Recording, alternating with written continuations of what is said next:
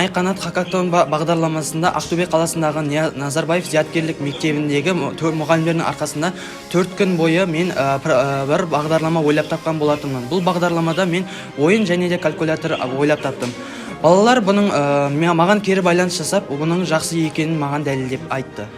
Мен осы 4 күн арасында 2 бағдарламаны ойлап тапқан болатынмын.